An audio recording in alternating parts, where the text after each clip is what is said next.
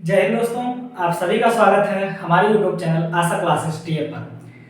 तो मैं दीपक कुमार आप सभी को पढ़ा रहा हूँ साइकोलॉजी का सब्जेक्ट। जैसा कि आप लोग जान रहे हैं सुपर डेट के लिए काफ़ी ज़्यादा इम्पोर्टेंट है। अभी तक हमने अध्ययन किया अवस्थाओं के बारे में। अभी तक हमने अध्ययन किया था जितने भी बाल्यावस्था, शैशवावस्था, किशोरावस्था जो भी थे उसके बारे में अध्ययन हमने कर लिया। आगे का हमारा अध्ययन है साइकोलॉजी को ही जानना, कि आखिर जो हम इन अवस्थाओं के जो बच्चे हैं उनको जानने का प्रयास कर रहे हैं, क्या चीज़ जानने का प्रयास कर रहे हैं, उनके अंदर किस चीज़ का अध्ययन हम करना चाहते हैं। ठीक है ना। तो उससे जानने से पहले हमें जानना पड़ेगा आखिर मनोविज्ञान है क्या, आखिर यह किस प्रकार से किन किन विज्ञान का समागम बनता गया, किन किन चीज़ों के अपने अंदर समाहित करता गया, इसके बारे में हम अध्ययन करने वाले हैं। तो हमारी आज हेडिंग होगी मनोविज्ञान में साइकोलॉजी, जिसके बारे में हमें जानना है। इसके बाद हम शिक्षा मनोविज्ञान को भी देखेंगे, जो हम लोग एजुकेशन साइकोलॉजी की बात करते हैं उसके बारे में अध्ययन करेंगे। ठीक है दोस्तों, तो चलिए आज हम टॉपिक शुरू करते हैं। लेकिन उससे पहले आप लोग जान रहे हैं कि मेरे चैनल को आप सभी लोग ज़्यादा से ज़्यादा लोगों तक शेयर करिए और सब्सक्राइब करवाइए। सब्सक्राइबर आप लोग नहीं बढ़ा रहे हैं, तो प्लीज़ मैं आपसे बस इतना ही कहूँगा कि आप लोग ज़्यादा से ज़्यादा लोगों तक शेयर करिए और ज़्यादा से ज़्यादा सब्सक्राइब करवाइए। चलिए दोस्तों, हम स्टार्ट करते हैं अपना वीडियो। आज का सेशन है मनोविज्ञान के बारे में ही। साइकोलॉजी क्या होता है हमें ये समझते हैं।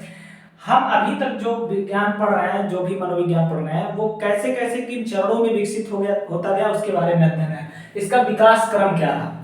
जब पहले के लोग थे, जब पहले मनोविज्ञान का अध्ययन किया जाता था, तो उनका मानना था कि यह आत्मा का विज्ञान है। यह किसका? सॉल का, यानी यह मनुष्य के अंदर जो उसकी आत्मा है उसी का अध्ययन करना ही ये मनोविज्ञान मानते थे। ठीक है ना। तो सबसे पहले यह किस रूप में निकल के आया? आत्मा के विज्ञान के रूप में, साइंस ऑफ सॉल्स के रूप में, साइंस ऑफ सॉल्स के रूप में निकल के आया। यह आत्मा के विज्ञान के रूप में मानने वाले जो पहले वैज्ञानिक थे, जो पहले दार्शनिक, उस टाइम देखिए मनोवैज्ञानिकों को दार्शनिक ही कहा जाता था, क्योंकि यह दर्शन शास्त्र से ही निकल के आया है हमारा मनोविज्ञान। पहले के जो दार्शनिक होते थे, जो दर्शन शास्त्र में निपुण होते थे, जो देश दुनिया के बारे में जानने का प्रयास करते थे, जो लोगों के हाव भाव से अध्ययन करते थे वो किस प्रवृत्ति का व्यक्ति है, ऐसे लोगों को दर्शन शास्त्री कहा जाता था और उनके अध्ययन को दर्शन शास्त्र कहा जाता था। तो सबसे पहले ये माना गया कि हमारा जो मनोविज्ञान है वो दर्शन शास्त्र का ही है, वो दर्शन शास्त्र का अध्ययन करना उसका है। ठीक है ना। तो हम यहाँ देखेंगे कि दर्शन शास्त्रियों में सबसे पहला नाम आता है अरस्तु का, जिनको हम मनोविज्ञान का जनक भी कहते हैं, जिनको हम प्राचीन मनोविज्ञान का क्या मानते हैं? जनक। ये याद रखिएगा, जिनको हम प्राचीन मनोविज्ञान का क्या मानते हैं? जनक। और उनका नाम क्या था? अरस्तु। अरस्तु महोदय को ही आत्मा के विज्ञान का जनक माना जाता, मतलब इन्होंने ही सर्वप्रथम ये कहा कि यह आत्मा का विज्ञान है जिसका हम अध्ययन कर रहे हैं। लेकिन यह बात बताने वाला व्यक्ति अरस्तु स्वयं नहीं था। अरस्तु के अलावा एक था जिसका नाम था केलर, उसने अपनी पुस्तक में बताया था। तो चलिएगा अभी हम उसका अध्ययन करेंगे। पहले जान लीजिए आत्मा का विज्ञान के रूप में मनोविज्ञान निकल कर आया और यह मान्यता 1600 ईस्वी तक रही। यह मान्यता 1600 ईस्वी तक रही कि हम जो मनोविज्ञान पढ़ते हैं वो आत्मा का विज्ञान है। इसके जनक कौन थे? अरस्तु। उसके बाद निकल के आता है मन का विज्ञान। क्या निकल के आता है? जब 1600 ईस्वी के बाद वैज्ञानिकों ने अध्ययन किया, मनोवैज्ञानिकों ने, तो उन्होंने प्राप्त किया नहीं, हम आत्मा का विज्ञान नहीं यहाँ कर सकते, क्योंकि आत्मा एक अमूर्त चीज है, उस पर अध्ययन करना थोड़ा सा दिक्कत है। भाई अमूर्त चीजों पे आप अध्ययन कैसे करेंगे? जो चीज दिखाई ही नहीं दे रही है उस पर अध्ययन क्या करेंगे? जो चीज हमें महसूस ही नहीं, हम उसको देख ही नहीं सकते किस रूप, रंग, कैसे आकार का, हम उसका अध्ययन क्या करेंगे? तो उसके बाद मनोवैज्ञानिकों ने सोचा नहीं, यह मन की स्थिति की बात होती है, मन के विज्ञान की बात होती है। मस्तिष्क, जिसको आप मन कहते हो ना, इसको इन्होंने मस्तिष्क यहाँ रोक दिया था। उसी का विज्ञान ही क्या है? मन का, मतलब मस्तिष्क का अध्ययन करना ही क्या है? मनोविज्ञान है। ऐसा मानने की मान्यता मन के विज्ञान में जो जनक थे पंपोनॉजी का था। किसका था? पंपोनॉजी का था, जो इटली के मनोवैज्ञानिक थे, दर्शन शास्त्री थे। कहने का अर्थ दर्शन शास्त्री थे। ठीक है ना। चलिएगा अगला क्रम मन के विज्ञान के बाद आता है चेतना का विज्ञान। किसका विज्ञान? चेतना का विज्ञान। 1700 ईस्वी तक यही माना गया था कि मन का विज्ञान ही होता है, लेकिन बाद में आते हैं विलियम वुंट महोदय, जर्मनी के एक मनोवैज्ञानिक, बहुत ही मशहूर मनोवैज्ञानिक हैं, जिनको कहा जाता है आधुनिक मनोविज्ञान का जनक या चेतना के विज्ञान का जनक। चेतना के विज्ञान का जनक किसे कहा है? संरचनावाद का जनक। इन्हें किस क्या क्या कहा जाता है? चेतनावाद का जनक, चेतना के विज्ञान का जनक, संरचनावाद का जनक किन्हें कहा जाता है? विलियम वुंट महोदय को। विलियम वुंट महोदय जर्मनी के थे और इन्होंने ही सर्वप्रथम ये कहा कि जो मनोविज्ञान हम पढ़ रहे हैं वह चेतना का विज्ञान है और यह मान्यता चली 1900 ईस्वी तक, लगभग 1900 ईस्वी तक यह मान्यता चली। लेकिन वर्तमान टाइम में जो हम मनोविज्ञान पढ़ रहे हैं वह लास्ट है, वह है व्यवहार का विज्ञान, बिहेवियर का साइंस।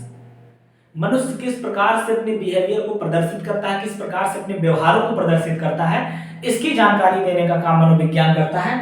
ऐसा मानने वाले व्यक्ति थे जेबी वाटसन, जॉन ब्रोड्स वाटसन, जिनको व्यवहारवाद का क्या कहा जाता है, जनक, जिनको व्यवहारवाद का क्या माना जाता है, जनक। तो ये क्रम रहा हमारे मनोविज्ञान का। पहले क्या रहा, आत्मा का विज्ञान, आत्मा के बाद हम कहाँ गए, मन पे गए, मन का विज्ञान, मन के विज्ञान के बाद हम कहाँ हैं, चेतना का विज्ञान, चेतना के विज्ञान के बाद हम कहाँ पहुंच गए, व्यवहार। तो आप याद रख लीजिएगा, आत्मा से पहुंचे हम मन में, मन से पहुंचे हम चेतना में, चेतना से हमने प्रदर्शित किया व्यवहार को, और आज हमारा मनोविज्ञान व्यवहार आधारित होता है, ऐसा पढ़ा जाता है। क्लियर है? और अभी तक यही चल रहा है मान्यता, अभी तक मान्यता यही चल रही है। तो चलिए हम एक एक विज्ञान को समझते हैं, कैसे कैसे इनका विकास कर रहा है, किस प्रकार से इसकी जानकारी है। तो सबसे पहले हम पढ़ेंगे आत्मा के विज्ञान को। आत्मा के विज्ञान को कहने वाले जो मनोवैज्ञानिक थे उनका नाम था अरस्तु। अरस्तु को ही आत्मा का विज्ञान का जनक माना जाता है। लेकिन इस बात को बताने का काम केलर महोदय ने अपनी पुस्तक साइकोलॉजी के अंदर किया था। केलर महोदय की पुस्तक थी जिसका नाम था साइकोलॉजी, याद रखिएगा, जिसका क्या नाम था, साइकोलॉजी। इस पुस्तक में इन्होंने कहा कि यह अंतःकरण का विज्ञान है। अंतःकरण कहने का अर्थ वही आत्मा के ही अंदर की बात किया। इन्होंने आत्मा के अंदर ही कहा कि जो हमारा विज्ञान छुपा वो मनोविज्ञान है, केलर महोदय ने। और इन्होंने ये भी बात कहा कि इसकी जननी, मतलब इसको जन्म देने वाली, इस मनोविज्ञान को जन्म देने वाली दर्शन शास्त्र ही है। दर्शन शास्त्र ही क्या है, मनोविज्ञान को जन्म देने वाली चीज है, ये कहा था केलर महोदय ने। और इन्होंने ही कहा कि इसके जनक कौन है, अरस्तु महोदय। इसके जनक कौन है, अरस्तु। खुद को क्रेडिट नहीं दिया इन्होंने अरस्तु को ही कह दिया कि अरस्तु महोदय ही मन के विज्ञान के आत्मा के विज्ञान के जनक माने जाते हैं। लेकिन देखिए, सर्वप्रथम मनोविज्ञान शब्द का उल्लेख किसने किया। अभी तक हम दर्शन शास्त्र के रूप में ही जान रहे थे, लेकिन मनोविज्ञान जो शब्द है इसको लाने का काम सर्वप्रथम किसने किया। 1590 ईस्वी में रुडोल्फ गाइकिल नामक एक वैज्ञानिक थे जिनका नाम था रुडोल्फ गाइकिल, और यह 1590 की बात है। इन्होंने अपनी पुस्तक साइकोलॉजिया, देखिए याद रखिएगा, केलर महोदय की पुस्तक है साइकोलॉजी, लेकिन रुडोल्फ गाइकिल की जो पुस्तक है उसका नाम है साइकोलॉजिया। क्या है, साइकोलॉजिया। और साइकोलॉजिया में ही इन्होंने सर्वप्रथम मनोविज्ञान शब्द का उपयोग किया था। किसका उपयोग किया था, मनोविज्ञान शब्द का। क्लियर है, मनोविज्ञान शब्द का उल्लेख साइकोलॉजिया पुस्तक में सर्वप्रथम 1590 ईस्वी में रुडोल्फ गाइकिल ने किया था। बहुत बार पूछा है, बहुत ही इंपॉर्टेंट है, ठीक है ना, ध्यान रखिएगा, सभी पॉइंट इंपॉर्टेंट है। आगे देखते हैं, गैरिक महोदय ने क्या कहा। गैरिक एक मनोवैज्ञानिक थे जिन्होंने बुद्धि का भी विभाजन किया था, मूर्त अमूर्त और सामाजिक बुद्धि के बारे में बताने वाले गैरिक महोदय। इनका नाम बहुत चर्चा में रहता है, हम पढ़ाएंगे इनके बारे में। तो इन्होंने ही कहा था कि जो साइकोलॉजी शब्द है ना, वो साइकी प्लस लॉजस, दो शब्दों से मिलकर हुआ।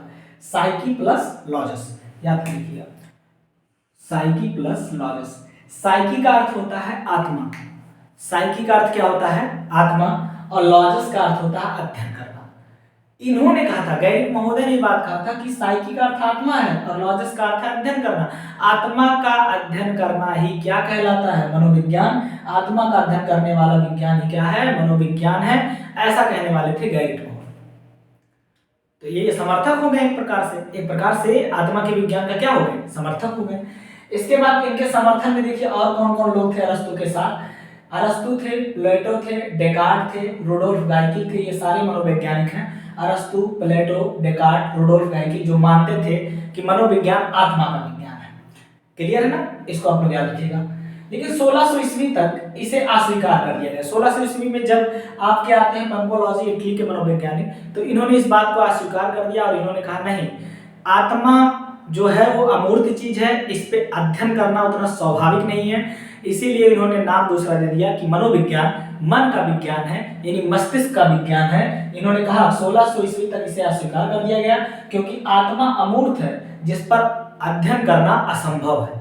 कोई भी अमूर्त चीज, जो चीज दिखाई नहीं दे रही, उस पर हम रिसर्च क्या करेंगे, उस पर खोज क्या करेंगे। तो इन्होंने कहा आत्मा अमूर्त चीज है और इस पर अध्ययन करना असंभव है, इसीलिए फिर बाद में इसका नाम बदल दिया जाता है, क्या कह दिया जाता है, यह मन का विज्ञान है। यह किसका विज्ञान है, मन। तो यहाँ साइकी का अर्थ आत्मा था, यहाँ साइकी प्लस लॉजिस का अर्थ, साइकी का अर्थ यहाँ मस्तिष्क या मन कर दिया गया। क्लियर है ना। तो मन का अध्ययन करने वाले विज्ञान को क्या कहा, मनोविज्ञान। ऐसा मानने वाले थे कौन, सर्वप्रथम पंपोनाजी, जो इटली के मनोवैज्ञानिक थे।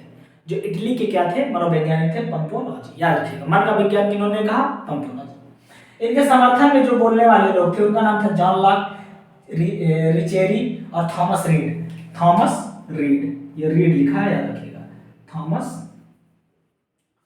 रीड, इनके समर्थन में थे। ठीक है। तो ये कुछ महत्वपूर्ण टॉपिक्स थे जो आपको अभी मिल चुके हैं, आप इसका स्क्रीनशॉट ले लीजिएगा। यह भी मन का मस्तिष्क, जो मन का विज्ञान है, इसका भी विचारधारा 1700 ईस्वी तक चला, उसके बाद यह बंद हो गया। उसके बाद नया विज्ञान आएगा, चेतना का विज्ञान। तो पहले आप इतने चीजों का स्क्रीनशॉट ले लीजिएगा, आपके लिए इंपॉर्टेंट है, और इसको आप लोग सेव करके रखिए।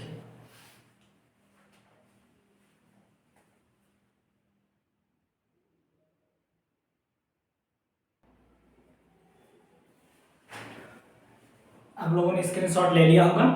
आगे हम देखते हैं।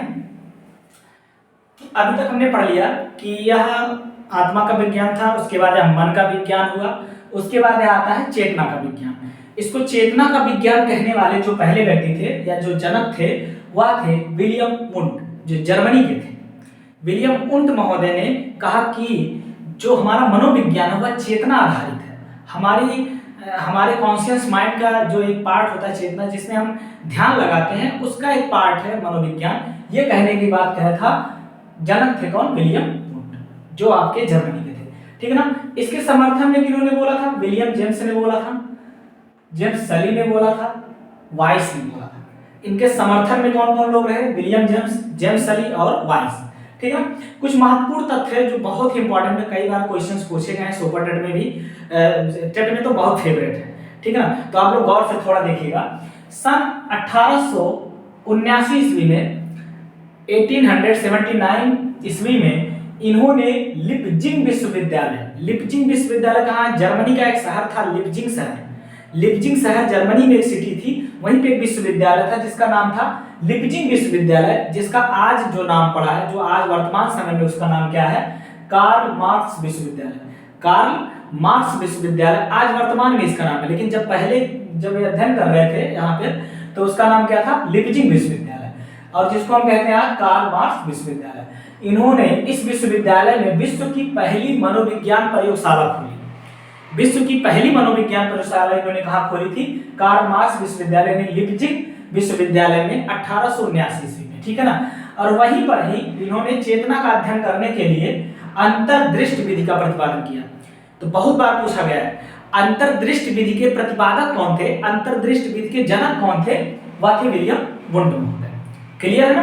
तो याद रखिएगा, बहुत इंपॉर्टेंट तथ्य, प्रथम मनोविज्ञान प्रयोगशाला खोलने का काम विलियम वुंट महोदय का, कहां पे, जर्मनी के लिपजिंग विश्वविद्यालय में 1879 ईस्वी में। और वहीं पर ही इन्होंने इसके अध्ययन के लिए कौन से विधि का प्रतिपादन किया, उस विधि का नाम था अंतर्दृष्टि विधि। ठीक है ना। आधुनिक मनोविज्ञान तथा संरचनावाद के जनक, इनको क्या क्या कहा जाता है, आधुनिक मनोविज्ञान के जनक, जबकि प्राचीन मनोविज्ञान के जनक अरस्तु थे। याद रहेगा ना, प्राचीन मनोविज्ञान के जनक अरस्तु, और आधुनिक मनोविज्ञान के जनक कौन है आपके, वुंट, विलियम वुंट। और इन्हीं को संरचनावाद का भी जनक कहा जाता है, विलियम वुंट महोदय को। 1880 ईस्वी में इन्होंने मनोविज्ञान को एक स्वतंत्र विषय बना दिया। मनोविज्ञान का एक अलग दर्शन शास्त्र से इन्होंने इसको निकाल कर कहा मनोविज्ञान एक अलग सब्जेक्ट है, इसको पढ़िए, ये अलग ही विषय के रूप में इन्होंने बनाया। वो कौन थे, विलियम वुंट महोदय। ठीक है ना। लेकिन 1900 ईस्वी में भी इसे अस्वीकार कर दिया गया। 1700 से लेकर 1900 ईस्वी 200 साल तक ये धारणा चली, लेकिन उसके बाद भी इस धारणा को गलत साबित कर दिया गया। उसके बाद जो नई धारणा जो आज के टाइम भी चल रही है, वो निकल के आती है व्यवहार का विज्ञान। हमारा मनोविज्ञान व्यवहार का मनोविज्ञान है, ऐसा कहने वाले प्रथम व्यक्ति थे जेबी वाटसन, जॉन ब्रोड्स वाटसन, जो अमेरिका के क्या थे, मनोवैज्ञानिक थे। जेबी वाटसन का नाम आप भूलिएगा नहीं, व्यवहारवाद का जनक इन्हें कहा जाता है, क्योंकि इन्होंने ही बताया कि मनोविज्ञान व्यवहार का विज्ञान है, इसीलिए इनको व्यवहारवाद का क्या कहा जाता है, जनक कहा जाता है। तो जेबी वाटसन, इनके समर्थन में कौन थे, बीएफ स्किनर, जिनको हमें पढ़ना है सब लोगों को, पावलोव इनको भी पढ़ना है, हल महोदय को भी पढ़ना है, विलियम वुडवर्थ, विलियम मैकडूगल, मूल प्रवृत्ति के जन्मदाता विलियम मैकडूगल, थॉर्नडाइक, इन सभी के बारे में अध्ययन करना, और ये सभी के सभी व्यवहारवाद के समर्थक रह चुके। ठीक है ना। व्यवहार है क्या, आखिर व्यवहार हम किसे कहेंगे, व्यवहार शब्द आया कैसे, व्यवहार हम लाए कहां से हैं। तो आपकी मानसिक स्थिति का जो बाह्य रूप है, मानसिक स्थिति देखिए समझिए, जैसे आपको दौड़ना है तो पहले आपको सोचना पड़ेगा ना हमें दौड़ना है, पहले आपके दिमाग में आना चाहिए हमें दौड़ना ही है, ठीक है ना, हमें खाना ही है, हमें पेन लेकर लिखना ही है।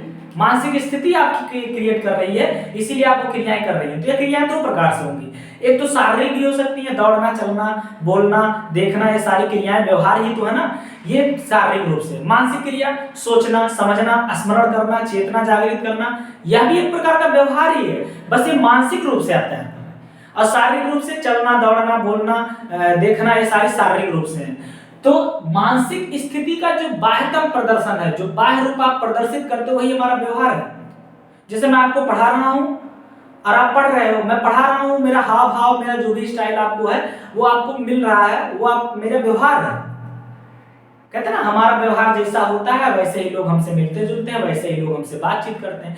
तो बाह्य रूप जो दिखाई देगा उसी पे तो हम रिएक्ट करेंगे ना। तो व्यवहार दिखाई देता है और उसी पे रिएक्ट करना मानसिक स्थिति का बाह्यतम रूप ही क्या है, व्यवहार है। ठीक है ना। वाटसन महोदय ने क्या परिभाषा दी थी कि मनोविज्ञान व्यवहार का शुद्ध धनात्मक और निश्चित विज्ञान है। बहुत इंपॉर्टेंट है, बहुत बार पूछ रहे। इन्होंने कहा कि जो मनोविज्ञान है वह व्यवहार का शुद्ध धनात्मक और निश्चित विज्ञान है। ऐसा कहने वाले मनोवैज्ञानिक थे जे.बी. वाटसन महोदय, जिनको हम व्यवहारवाद का पिता भी कहते हैं, यानी व्यवहारवाद का जनक भी कहते हैं, व्यवहारवाद का जनक। और आज तक यही विज्ञान हम पढ़ रहे हैं, मनोविज्ञान में जो आज हम पढ़ रहे हैं वो व्यवहार आधारित ही पढ़ रहे हैं और आज तक यही चला रहा है। तो चलिए दोस्तों, आपको कैसा लगा यह सेशन, आप लोग इसका स्क्रीनशॉट ले लीजिएगा।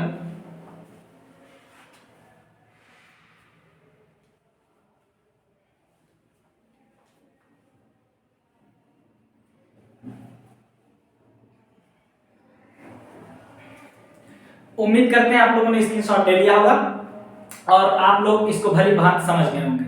बहुत ही अच्छे ढंग से आपको पढ़ाया हूँ, बहुत ही सीरियल क्रम में, किताबों में बहुत उलझुल बातें इधर उधर की बहुत छिटका के, मतलब बिखरा बिखरा सा मिलेगा। मैंने सबको एक साथ लेकर आपको बता दिया कि किस प्रकार से। यही चीज अगर पढ़ाया जाता ना बिखरा बिखरा के तो बहुत टाइम लगता, अलग अलग वीडियो बनाने पड़ते। बट मैंने जो चीजें आपको लगा खाना इंपॉर्टेंट है उसी को मैंने लाकर आपको डाल दिया।